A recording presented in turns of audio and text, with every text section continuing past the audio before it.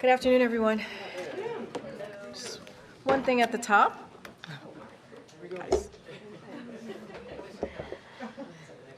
Does it sound like the voice of God? I don't know about that. I don't think people would say that. Okay, we'll try this again. Good afternoon, everybody. Good afternoon. Today we learned that last year, 19 states achieved their lowest average unemployment rate on record. 23 states set new record low unemployment rate last year, and 32 states had an unemployment rate below 4% for the entire year. We created a total of 2.7 million jobs last year for a historic 14.3 million jobs created under President Biden. All while wages are rising and inflation is falling. And we've continued lowering costs for families from healthcare and prescription drugs to utility bills. This is the heart of President Biden's strategy to grow the economy from the middle out and the bottom up. Now we're seeing consumer sentiment rise as more Americans feel the results of President Biden's economic plan. And with that, I said I was going to be real short. I am. Admiral John Kirby is here to give an update on the Middle East. I think as you saw yesterday, the militaries of the United States and United Kingdom, with support from Australia, Bahrain, Canada, and the Netherlands, all conducted an additional round of strikes against Houthi targets in Yemen. These self-defense strikes targeted missile systems and launchers, unmanned aerial and surface vessels, storage facilities, fighter aircraft, helicopters, and attack boats, all with the goal of further degrading the Houthis' ability to conduct further attacks on ships in the Red Sea. Initial reports from the Pentagon indicate that all the targets were hit and that they will help further degrade Houthi offensive capabilities. That said, the Pentagon is still conducting a battle damage assessment, so I'd refer you to them for any additional detail. I just want to remind that the United States is acting is acting as part of a coalition of countries committed to the defense of our ships and our sailors, to upholding the freedom of navigation in a major international waterway, and of course to holding the Houthis accountable. And as the President has made clear, we will not hesitate to take further action as appropriate. Thanks, John.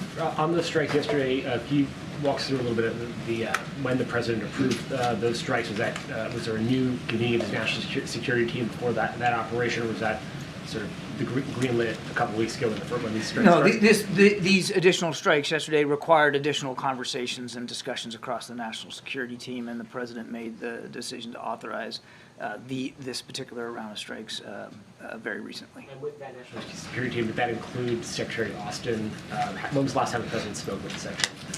Those discussions did include Secretary Austin. I don't have the exact time on the calendar of when those discussions happened, but he was involved and engaged in all those discussions, yeah. And then on a different topic, there's a report that the Israelis have presented a new ceasefire, a temporary ceasefire for a hostage deal, about a 2-month pause to release all the hostages and the buys of civilians and soldiers. Can you confirm that? Is the U.S. engaged, as Brett's in the region right now, is he trying to actively sort of drum up support for that framework of a deal? Yeah, I'm not able to confirm those specific reports that you're talking about in the press. Brett is in the region. He was in Cairo today, as a matter of fact, and he'll have other stops along the way.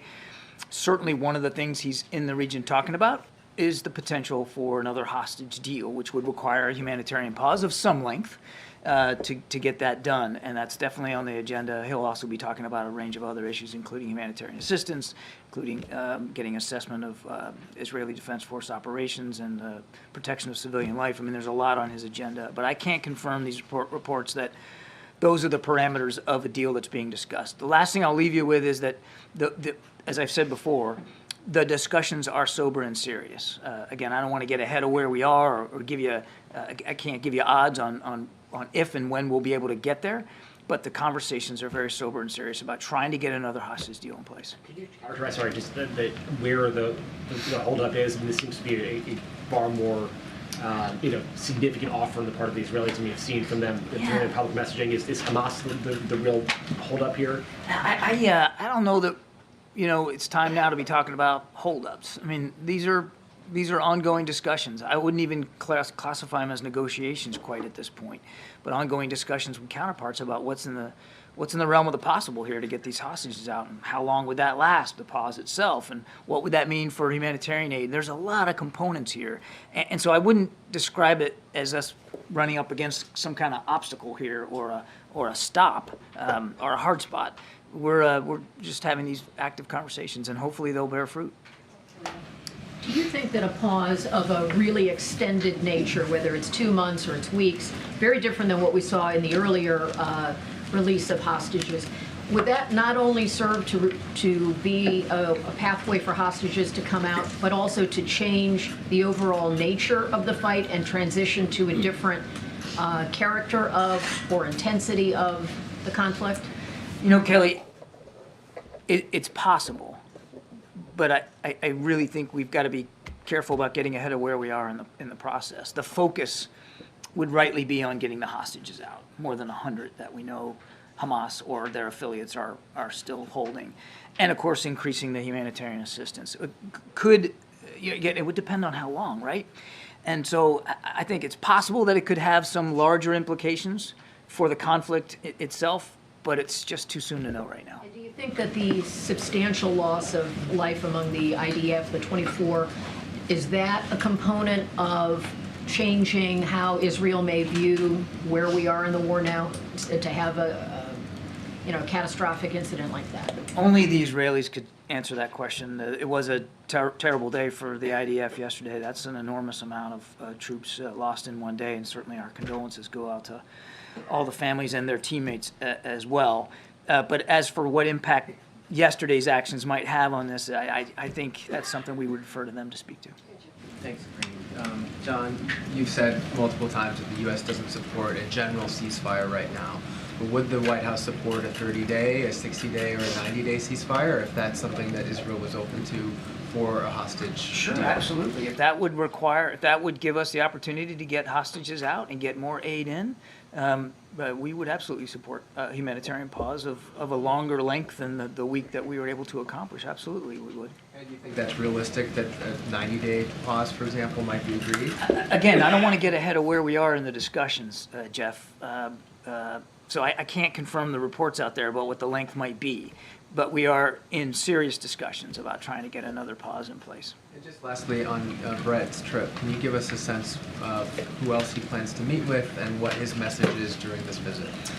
He's working on a range of issues, so his messages are really in line with our policy, which is making sure Israel knows it has the support that it needs, making sure we're getting humanitarian assistance increased to the degree we can, getting the hostages out, and obviously helping to work towards an arrangement where a pause can be in place to allow all those things to occur. He'll also, no question, have other discussions about other regional issues, including continuing to explore the idea of normalization between Israel and Saudi Arabia. I don't have a readout of all his discussions that he's had. He's only just gotten in the region, I think, yesterday. So we'll see if we can get you a little bit more granularity on where he's going next and who he's going to be talking to. Thanks, Karine. There were Russian strikes on residential neighborhoods in Kyiv and Kharkiv. What does this say about Russia's strategy right now? It's very much, I think, of a piece of what the Russians have been trying to do since the winter months have set in, which is to further victimize the Ukrainian population, to try to break their will and their back. And the attacks on civilian infrastructure, residential homes, and areas is again not something that Putin has shied away from in the past. We don't see a lot of movement on the battlefront. From east to south. There's neither side's really making a lot of progress, and we're not seeing any major push by the Russians to some sort of ground offensive, and I'm not ruling out that they might not try to pursue that when the ground gets a little harder. But what they are doing are trying to overwhelm Ukrainian air defense systems, and those air defense systems have been pretty effective at knocking a lot of this stuff out of the sky. Things get through, obviously. They don't have everything. But that's why it's so critical that we get this supplemental funding. Because as I said earlier, the Ukrainians are making some tough decisions on the battlefield about what they're going to shoot and what they're going to save for another day. And the Russians know that. So part of this is trying to break the back of the Ukrainian people, but also trying to force the Ukrainians to continue to use munitions in defense of themselves. Is the U.S. seeing evidence that Russia is increasingly targeting Ukrainian arms production sites? And if so, what does that mean? Yeah, actually, I'm glad you asked that question. They have, in fact, we have seen them start to go after more of Ukraine's defense industrial base. Again, all of a piece of wearing down the Ukrainians' ability to defend themselves over time, which again, it just underscores how important it is that we get this supplemental funding for Ukraine. Secretary Austin, I think, as you know, hosted yet another contact group today. We got 50 some odd nations involved in here trying to contribute stuff to Ukraine, and they're all looking to us for leadership. They all want to know where we're going to be here, in a couple months. Thanks, John. Are the U.S. strikes on the Houthis aimed simply at degrading their capabilities or also at interrupting the rate of resupply of material from Iran? And what has the U.S. observed about those resupply efforts? Are they slowing down? Are they speeding up? Two different efforts here.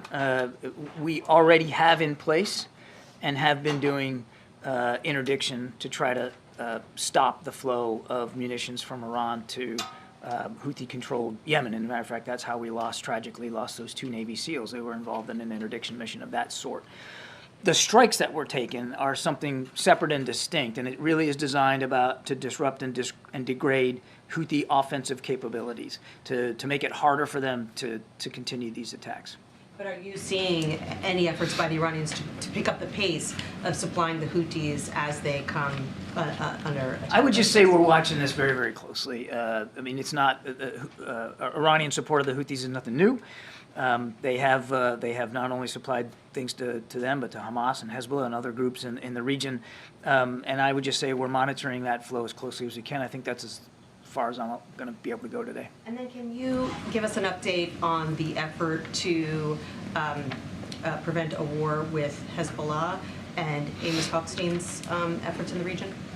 We are involved diplomatically, not just with the Israelis, but with officials in Lebanon to see what we can do to keep that the conflict from widening and escalating there along that northern border with Israel. We still don't believe that it's in the interest of the Israeli people, certainly not in the interest of regional security for another front to be opened up. We have not seen, and I think this is important, I'll let Amos speak to his discussions. He has been a significant interlocutor in having these discussions. But we have not seen Hezbollah jump in with both feet and come to the aid of Hamas. There have been, I'm not going to obviously dismiss it, there has been rocket fire exchanged on both sides.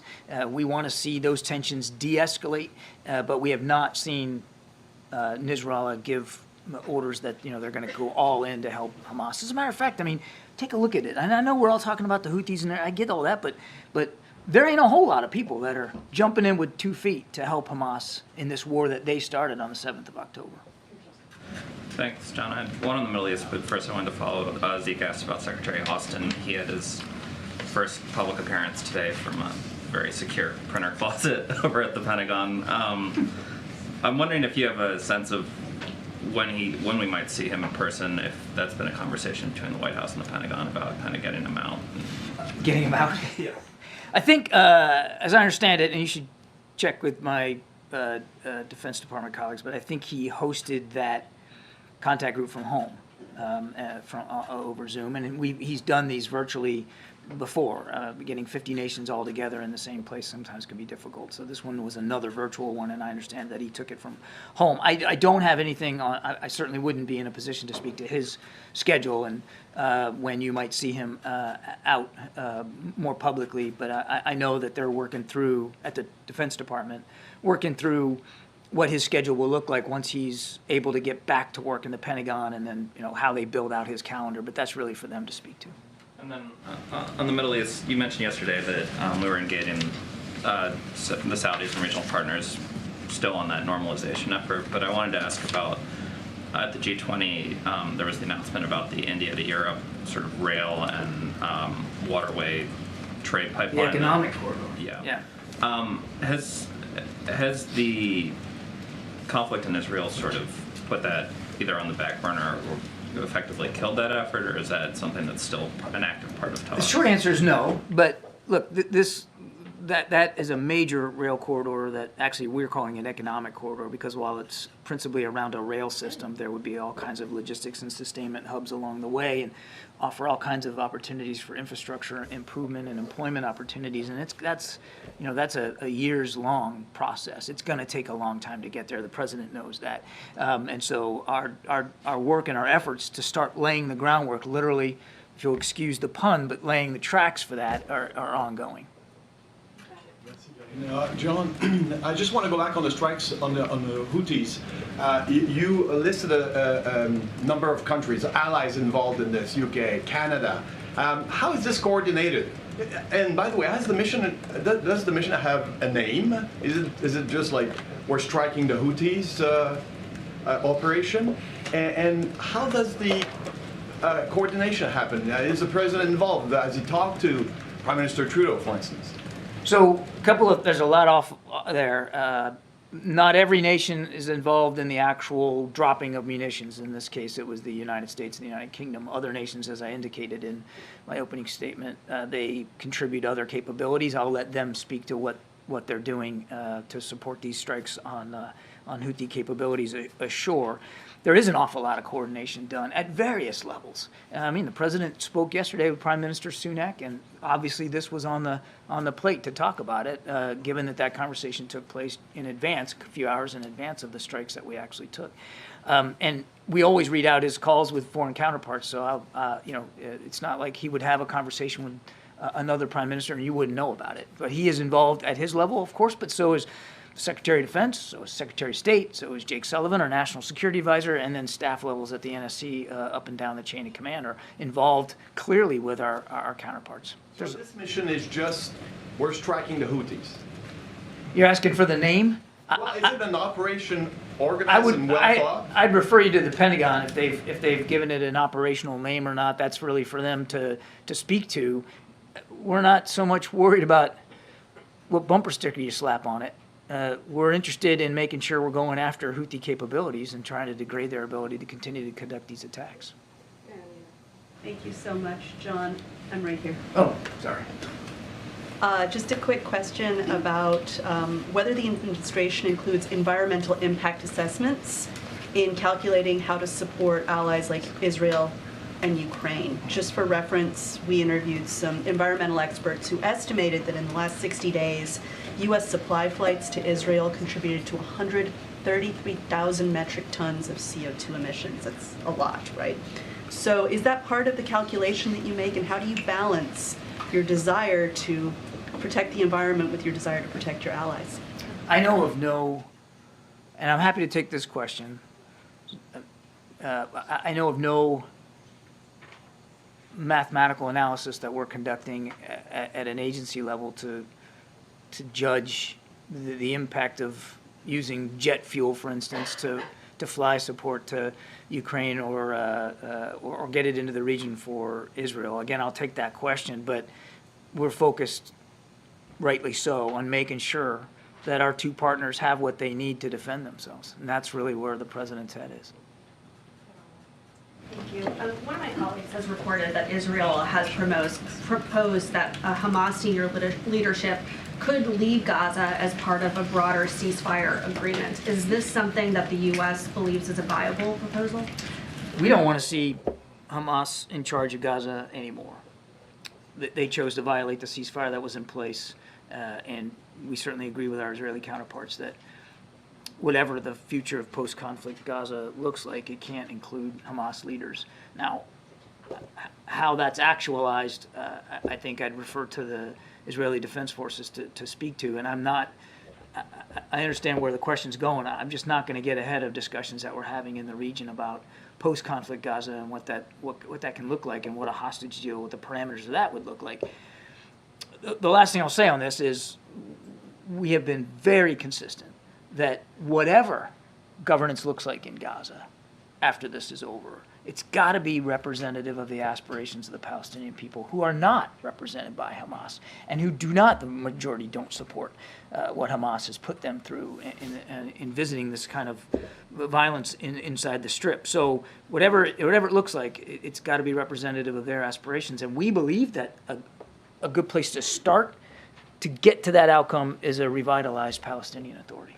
And Senate Republican Whip John Thune told reporters today that he thinks that the Ukraine aid that the president proposed may need to be scaled back a bit, specifically when it comes to non-lethal assistance. Is this something that the White House would be open to, scaling back any portions of it? I won't negotiate in public here. The president's supplemental request that we put forward way back in October was thoughtful. It was carefully done and crafted. It was done in consultation with our Ukrainian partners about what they believed they were going to need in the early months of this year. And it came up to, I think, more than 60 million or something like that. I'm sorry, 60 billion. And we believe that that was an adequate request, and that's the request that we want considered. Thank you, John. Why are you guys making it easier for people to enter the country illegally? I believe we are. Why do you think we are? Well, you guys sued to cut razor wire that was put in place by Texas officials. So that the Border Patrol could actually do their jobs, but keep going. Well, you won in court, so now what? The Border Patrol Union president is saying the Supreme Court's decision is going to undoubtedly encourage more illegal immigration. Do you guys know better than the Border Patrol Union? The Border Patrol needed access, and that's why we sued to get rid of that razor wire, so that they could do their jobs.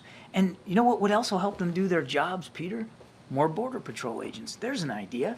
And if you go back to the supplemental request that we put in, there's money in there for some 1,300 additional Border Patrol agents. We want to help them do their jobs. We want to give them more resources. And the answer we keep getting back from House Republicans is no, no, no. Does razor wire work?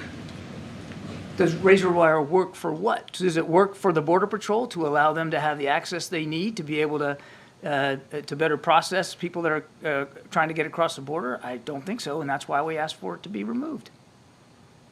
But what is the president's plan? This is happening just weeks after 300,000 people came into this country over the southern border illegally. The razor wire officials down there think was keeping some of them out, and you guys just sued and won to remove it. On behalf of the Border Patrol, who needed to have better access to it. Look, let me go back to your other question, and I know I'm running short on time, so I won't filibuster here. But what's the plan? Please look at the stuff we've put forward. The immigration reform legislation that the president put forward on day one. The work we're doing in the region. Just last week, we had Mexican officials here to talk about how together we have and will continue to try to stem the flow of migrants. You mentioned the numbers. No question there's a lot of people trying to make that journey, but it's not just to the United States, it's to other countries in the world, in the region. We're seeing historic movement. Not since World War II have we seen this many people on the move in this hemisphere. And the Mexicans are really stepping up and trying to do more on their southern border to keep that flow going north lower. And we have seen in recent weeks some success at that. The idea that we don't have a plan or a strategy or we're not taking this seriously is just not borne out by the facts. And, again, if the folks on the House Republican side are serious about border security, and they claim they are, then they should act on the supplemental request and, let's negotiate this in good faith. The president has said he's willing to make compromises. He's willing to negotiate in good faith. So let's have that discussion. Thank you. Israel has said that it is going to build a buffer zone and appears to already be demolishing structures inside Gaza along its borders, despite the U.S. position that Gaza's territory should not be reduced.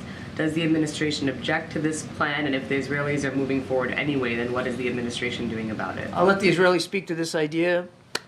Nothing's changed about our view, Sabrina. We do not want to see the territory of Gaza reduced in any way. We won't support that. And the administration has communicated that directly to the Israelis, that they shouldn't create these buffer zones? I won't talk about our diplomatic conversations. We have been very clear and consistent, both in private and publicly, that we do not want to see the territory of Gaza reduced in any way. Thank you, John. Could you please confirm? Could you please confirm if Russia has used more North Korean missiles in Ukraine after your 2 weeks ago announcement? And what's your response to President Putin's visit in the near future to North Korea? Well, what's concerning to us is this increasing relationship, this deepening relationship between North Korea and Russia, because obviously Mr. Putin stands to benefit from it, as he not only gets ballistic missiles and using them for use in Ukraine, but also artillery shells. And he's using them to a fairly well as well. So we're watching this very, very closely, as we are North Korea's own pursuit of advanced military capabilities. And what concerns us is not just Mr. Putin's ability to benefit from this relationship, but Kim Jong-un's ability to benefit from this relationship and what that means for peace and security in the region. Thanks. Staying on North Korea, and there's been a number of reports recently about that there have been signs that Kim Jong-un is preparing for some kind of attack or even preparing for war. Have you seen any indication of a change in posture from North Korea? Is there any concerns that you have about that? I want to be careful here. I don't get into intelligence assessments, but we're watching this very, very closely. And I would just tell you that we remain confident that the defensive posture that we're maintaining on the peninsula is appropriate to the risk. On the Houthis, back to the Houthis. So Treasury issued a general license allowing the Houthis to profit from oil sales. Why redesignate them a special terrorist group if you're going to allow them to make profits off of oil sales within the country? It doesn't. You're talking about General License number 25, which is designed to allow for the import of some petroleum products such as cooking oil, so that the Yemeni people aren't suffering and they can eat. It does not allow, and I'm happy to get you the exact language, Ed, but it does not allow for the transfer or the export for profit of Yemeni petroleum products. They are not going to be allowed to profit off of this. There are 5 licenses in general, or in total. One of them also allows them to get payments for goods going through the ports, as well as fees from people leaving airports. Again, it's a question of allowing them revenue to do their operations. I'm happy to refer you to Treasury for more detail. My understanding of that license as well is it will not allow them to profit. A senior administration official told Politico that one aspect of your plan to stop the Houthis is to have China pressure them to stop. Does the administration have any indication that China has sway with the Houthis and any interest in applying such pressure? China has influence over Tehran. They have influence in Iran. And they have the ability to have conversations with Iranian leaders that we can't. And so what we've said repeatedly is we would welcome a constructive role by China, using the influence and the access that we know they have to try to help stem the flow of weapons and munitions to the Houthis. Thank you. You mentioned earlier the meeting with Mexican officials that was last week to talk about migration.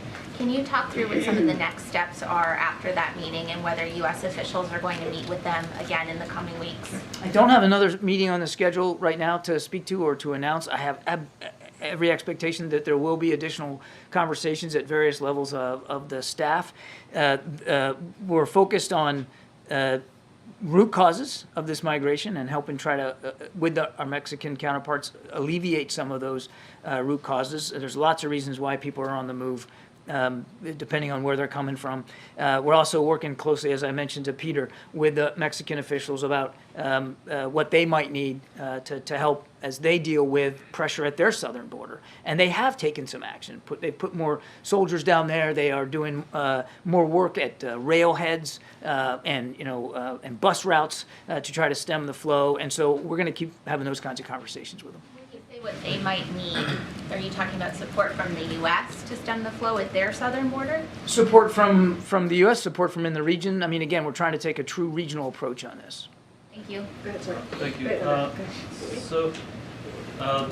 As Turkish parliament is appearing to move on Sweden's NATO accession, Hungary's prime minister is suggesting that it's still up for negotiation. He invited his Swedish counterpart for negotiation on NATO's accession. Do you see this as still up for negotiation?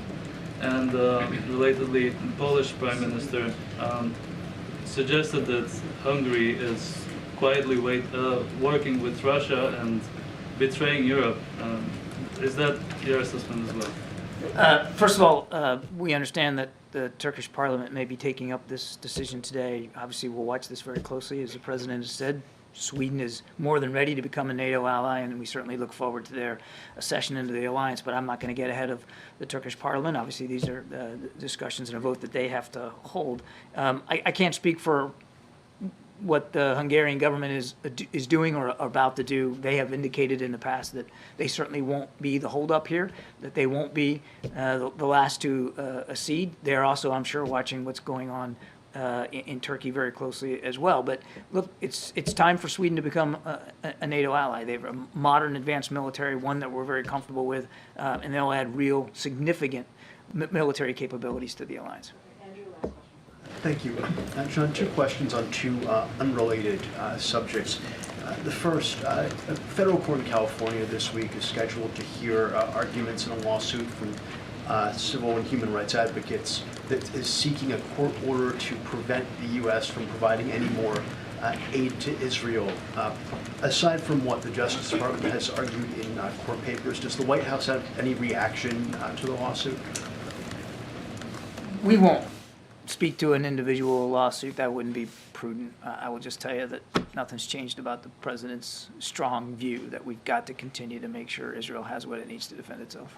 And then second question, if the state government of Texas, specifically the governor, is using National Guard personnel to impede the law enforcement efforts of federal authorities, why is the president hesitant to simply federalize the Texas Guard and order them to cease and desist rather than going to the courts and having to wait for the court process to play itself out? I don't have any pending decision by the president as commander-in-chief to federalize the Texas National Guard. I mean, obviously as commander-in-chief he has that option, but I'm not going to get ahead of any decision space that the president might be in. Believe that it's a proper function of the Guard under state authority to be used to frustrate federal authority? They have a chain of command under the governor, and we respect that chain of command. We can disagree on the use of the National Guard and other, even state assets for the way that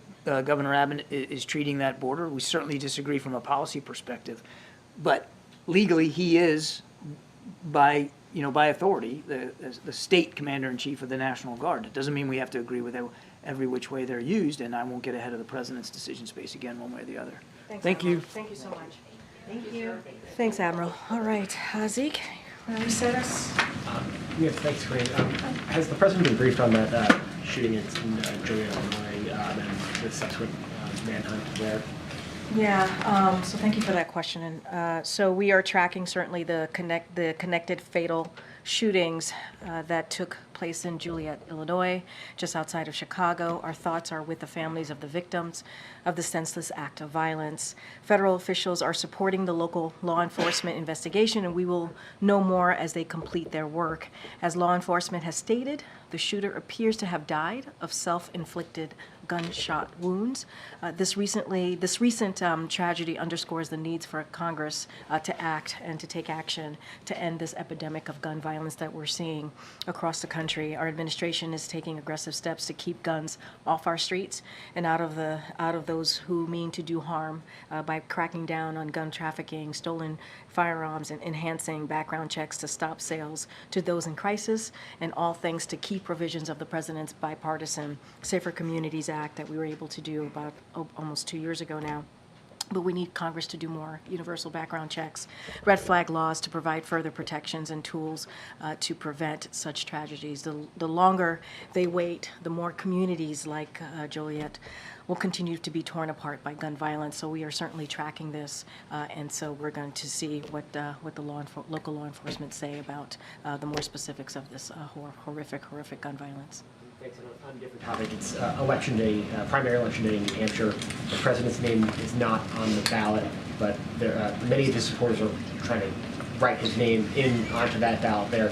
Without speaking to 2024 at all, how does the president plan to spend this evening? Does he plan to watch those results? How does he plan to monitor the outcome of the race? So I appreciate the question. So look, as you know, the president is going to be heading out in a couple of hours to head to Virginia. He's going to be doing a dual, obviously a dual event with the vice president. Can't go too much further into that, but obviously you all know they're going to be speaking about reproductive health care, the importance of that. Yesterday would have been the 51st anniversary of Roe v. Wade before the Supreme Court overturned Roe, and we have seen the devastating effects that that overturning of Roe have had across the country, with women obviously not being able to, many of them not being able to make decisions on their own health care. So you'll hear from the vice president, obviously, you'll hear from the president. So that's what he's going to be doing later on today. I have not spoken to him on how he's going to be taking in the results tonight, so I don't have anything specifics to share on how that's going to how the president's going to be spending his evening, but certainly he is always focused on the American people, and that much I can promise. And do you have any concerns that he might lose that writing campaign? I think the president's concern right now is making sure that we continue to deliver for the American people. That's his focus. I'm going to try a couple on the border negotiations. Oh, sure.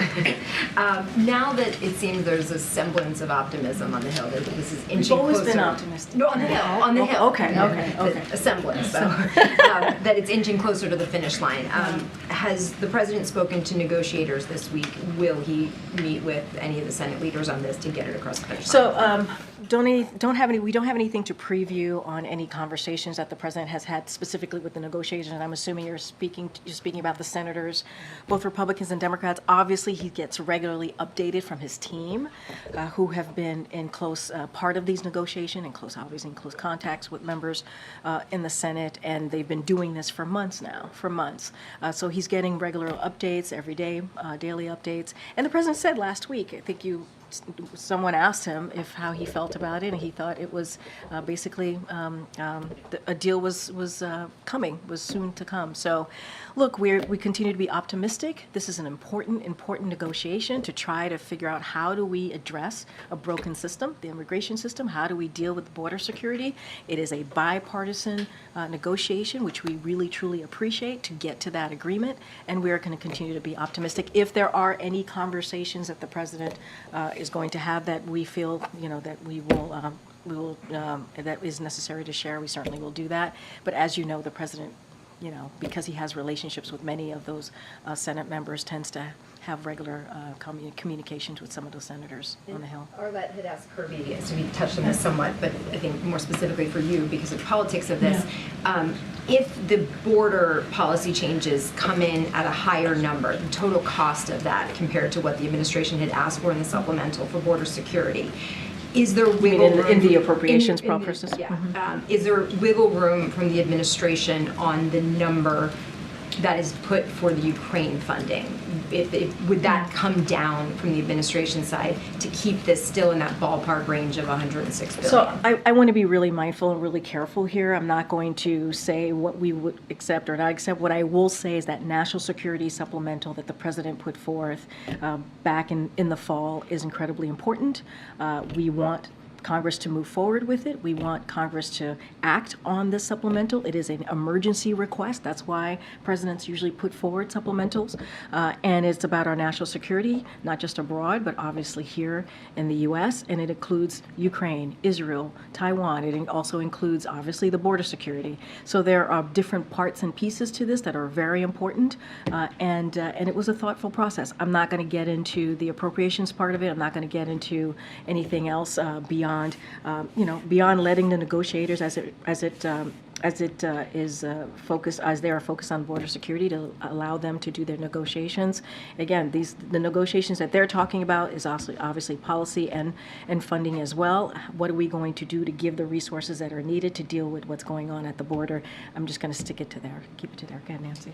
Thanks, Karine. On the razor wire case, now that the Supreme Court has decided in favor of the administration, what is the plan? How quickly does the administration intend to remove all the razor wire that has been set up? So I don't have the specifics on what the border security is going to do and how they're going to do it. Look, we are certainly glad that the Supreme Court made the decision to vacate the injunction that prevented border security to actually do their jobs, to do humanitarian work, to actually enforce laws, and it got in the way. And what was put forward, that what Texas was doing, the governor was doing, was actually ineffective. And that's something that we have to remember. It was ineffective. And so now it's going to allow border security to do their jobs. It's going to allow border security to actually act if there is an issue or a dangerous situation happening and they need to act and save lives. It's going to allow them to do that and actually do their jobs and enact law. Look, the bottom line here is that we need changes in policy, we need funding, and that's what the conversations are happening in the Senate, and so that's incredibly important. We do not need political stunts. We do not need political stunts that we're seeing that we're seeing from the Texas governor. But look, we're glad that it happened, and now Border Patrol will be able to do their jobs. My colleague who is down at the border has new video of the Texas National Guard setting up razor wire right now, today, even in the wake of this decision. How does the administration plan to deal with that without getting into some kind of direct conflict with the Texas National Guard? So what was decided on was the ability for the Border Patrol agents to cut through the wire, right? The kind of the initial reason, as the wire is being being laid out there, that still has to go to the Fifth Circuit, right? They still have to go through that process. Maybe it goes to the Supreme Court. I'm going to be careful and not talk about that legal process. But what we know that we are able to do, that the Border Patrol is able to do, is cut through the border wire so they can actually do their jobs. There's a whole nother process that has to go through the legal system, so we're going to let DOJ and others continue that process. But now, Border Patrol has the ability to do their jobs because now they can cut through the wire. Karine. You started the briefing talking about some of these positive economic indicators and how the mood of consumers is changing as you're seeing some of these positive signs in the economy, but so far it really hasn't changed in their perception of how President Biden has contributed to this and helped them. Are there discussions about different ways that you can try to communicate this message, given the fact that so far it just hasn't sunk in with the American psyche that Biden should be getting credit, in your belief? I mean, look, we're going to just continue to have the conversation. We're going to continue to have the president speak directly to the American people. You saw him do that in many different ways in the past 2 weeks, where he's been able to address Americans at their home, right? Where he's been able to go to a business and talk to folks at a business. And so, look, we're going to try. Obviously, we're always trying to find ways to communicate with folks on the ground, and we understand. Look, polls don't vote; people vote. That's really important to remember as well. But I think the data still matters. The fact that consumer sentiment is high in a way that we hadn't seen it in some time, right? The numbers show that, and the fact that the economy is indeed stronger than it was since the president walked in to this administration. He's been able to create more than 14 million jobs. All of that matters. We're going to do our job. We're going to continue to have those conversations with the American people, and you'll see that. And you'll see continue. The president's been doing that for the last 3 years, and he's not going to stop. And we're going to make sure that the American people hear directly from him as often as we can. And is the president frustrated that Americans are feeling better about the economy, but they're not feeling better about his role? I think what the president is proud to see is that the data is showing that consumer confidence is up, is that we're able to see gas prices under $3 in more than in 27 states. That's important. That's what the president is happy to see. The president is happy to see that we've created more than 14 million jobs. That's what we're going to continue to work on, an economy that makes sure that we build it from the bottom up, middle out. And let's not forget, we're going to continue to lower costs for the American people. And so as long as we do that, as long as we do our job, the president does his job, then that's what matters. Thank you so much. So you said at the beginning of the briefing that 19 states have experienced the lowest unemployment rate on record. What do they have in common? Are they geographically clustered in one area, and to what do you attribute this? Oh, that's a good question. I don't have specifically which 19 states. Certainly, we can get that number. It's in the, obviously, it's in the data, so it's in the state unemployment data, so you can actually pull it directly from there. I think we attribute that to the president's plans and policies and what he's been able to do for the past 3 years, right? Whether it's legislation, historic piece of legislation, whether it's the bipartisan infrastructure act, or whether it is the CHIPS and Science Act. I mean, there are multiple, we believe multiple reasons, multiple policy changes that the president has been able to do to get the economy going. And we see that in the data. And so we believe that what the president has done is working. Now we have more work to do in lowering costs, and we'll continue to do that. But certainly, this is the president and this administration's work at hand, along with some of the work that we've been able to do with Congress. Gotcha. Thanks, Karine. The president, you alluded to, speaking about abortion at the event tonight in Virginia. He has often said he would like Congress to codify Roe. Are there talks between the White House and legislators in Congress about doing that? I know they don't have the votes for it, but is there a effort right now to prepare for that underway? So I can't speak of a conversation specifically on that we've had with legislators. We talk to legislators on an array of issues and certainly different agendas. I know that legislators in Congress have tried to introduce pieces of legislation to codify, to do just that, to codify Roe. And so, look, here's where we are. Majority of Americans want to make sure that their rights are protected, that their freedoms are protected. That's where majority of Americans are. They want to make sure that women have the right, the ability to make decisions on their reproductive health care. That is something that we know. And Republicans do not stand with majority of Americans. You have about, I believe, 3 national bans that were introduced by congressional Republicans. And so that is a problem. And so we have to be very clear. This is why the president, the vice president, and his entire administration is going to continue to speak loud and clear and stand on the side of majority of Americans. And so until we have Republicans that are willing to stand with majority of Americans on this and do something and make sure that our freedoms and rights, women's freedoms and rights, are protected, then we're not going to be able to make this happen. But it doesn't mean that the president's not going to continue to call on that. And so that's what we want to see. In order to truly deal with this issue, we have to see legislation in Congress, and that is just the facts. And is that the message that he wants to get across tonight? And apropos tonight, is there a reason that this rally or this event was scheduled on the same day as the New Hampshire primary? Where the I would refer you to the scheduling of this political rally to the campaign, so I'm not going to speak to that, and I'm not going to get ahead of what the president's going to say. You'll hear from him directly tonight. But look, you heard from the president yesterday during his task force, his 4th task force on this particular issue, reproductive health care. Yesterday he spoke to the importance of making sure that we stand with majority of Americans. You saw the vice president in Wisconsin speaking to the issue. We were very clear on where this administration stands. We stand with majority of Americans on this.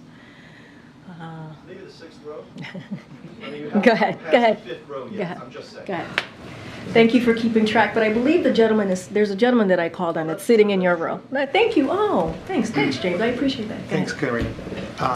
Does the White House support the possibility of limiting immigration parole that seems to be now at the center of Senate negotiations? I'm not going to speak to the specifics of the negotiation process, what's being discussed, the policy discussions, or even the funding component of the discussions. Just not going to do that from here. Can't negotiate from the podium because we want to make sure that they have, negotiators have the freedom to have a good faith conversation. I'm just not going to inject myself from here. Another topic, Venezuelan President Maduro is accusing the U.S. of plotting to kill him, specifically the CIA and the DEA. Has the White House seen these accusations, and how do you respond to them? I mean, I've not seen those accusations. Obviously, that sounds a bit, well, not even a bit. It's just not factual. I'm just going to leave that there. All right, I'm trying to call some people I haven't called on. Go ahead, in the back. Go ahead. Yeah. I know. No, go ahead. This young lady. Go ahead. No, I know. Thanks for the help, but I got it. Go ahead. Thank you. So, no. Sorry, me? Yeah. Same with Karine. We're sort of seeing a lot of House Republicans push back on the Supreme Court ruling, sort of encouraging the Texas governor to ignore it. People like Can you start from the beginning? I missed the beginning of your question. That's okay. So we're seeing sort of House Republicans encourage Texas to ignore the Supreme Court ruling. Representative Clay Higgins also sort of said it's a civil war. Is that rhetoric helpful to solve the situation at the border? None of it is helpful. That rhetoric is not helpful. The political stunts are not helpful. They're just not. They're not dealing with the issue that we're seeing at the border. What we have asked and what we have said, let's work in a bipartisan way. That's why we are very grateful to what the senators are doing right now in negotiating in a bipartisan way in good faith to come up with a solution on a system that has been broken for decades, an immigration system that has been broken for decades. And so you have Republicans coming together, Democrats coming together in the Senate to actually figure out what are the policy changes that we can, meaningful policy changes that could be put forth, what's the funding stream that is needed to deal with the border, and that's what we want to see, and that's what we appreciate. All of the political stunts that some of them put Border Patrol agents' lives in danger. It puts migrants' lives in danger. That's not helpful. That is not helpful at all. Okay, Courtney. Thank you. Will President Biden renominate Todd Edelman for a seat on the U.S. District Court for the District of Columbia? There was reporting that that's not going to happen. So I'm not going to get ahead of the president's nomination process, so just don't have anything to preview.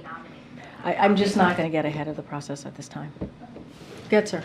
So, knowing that there's bipartisan negotiations happening in the Senate right now when it comes to the supplemental, obviously House Republicans are not involved. We do know Speaker Johnson was obviously here at the White House meeting with President Biden.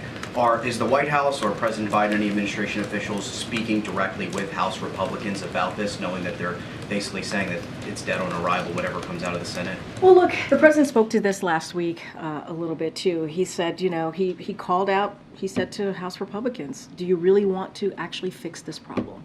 Do you really actually want to do the work that's needed to deal with the issue that we're seeing at the border? Do you really want to fix this immigration system? I'm adding on to what the president said, but that's a question for House Republicans. I think we have proven, Republicans in the Senate and Democrats in the Senate have proven that we actually want to work on this issue, on this broken system.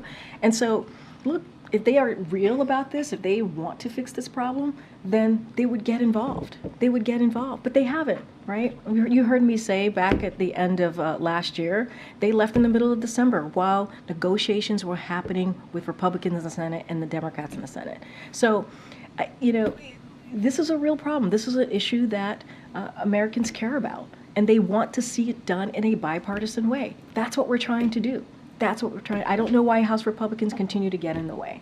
But outside of the meeting last week, have they been in constant contact at all with House Republicans? Look, don't have any specific communication or conversations to read out. Obviously, it came up in the meeting that the president had last week with leadership, and that it was obviously about Ukraine and the importance of America supporting Ukraine and their fight for freedom. But obviously as well, border security came up, and there was an agreement. There was an agreement with folks in the room that we needed to deal with both issues. Both issues were really important. And so that's what I will leave you with. But House Republicans could speak for themselves, and we are saying to them, why are they getting in the way? Why don't they come to the table and actually have these negotiations with us as well? Way in the back, go ahead. Thank you. Immigration is now the top issue for Americans over the economy, over inflation, as according to a new Harvard poll. So is immigration the president's top priority? There are many issues that are top priorities for this president, right? This is a president that has to deal with multiple issues all at once. Obviously, immigration is clearly important. I just went into a back and forth with your colleague here about what's been going on, right? What he's been doing, what Republicans and Democrats in the Senate have been doing, how these negotiations are so important to get to a bipartisan agreement to deal with immigration, this broken system, and the border security. So obviously it's a priority for this president, and he is managing multiple things that are important and key to the American public. Follow up on that, also on the border, Speaker Johnson, he put out a statement talking about this issue. He's saying that the VP wants Congress to, quote, grant mass amnesty and spend taxpayer dollars to process, not stop more illegals. And her solution is to incentivize the lawlessness and the chaos. Can the White House respond to that? I will say to the House Speaker, if you truly care about the border and dealing with the border in a way that actually helps the American people, and if he really cares about a broken immigration system that's been broken for decades, then come have a conversation, a true good faith conversation. Be part of the solution. Be part of the negotiations. Actually do something that's going to make a change for the better. And right now, that's not what we're seeing. He's getting in the way. And, you know, that's not what this president is about. He wants to see this done in a bipartisan way, bipartisan agreement that is effective and that actually has meaningful policy changes and also funding streams that make sense. That make sense. All right. All right. Thanks, everybody. We'll see you tomorrow.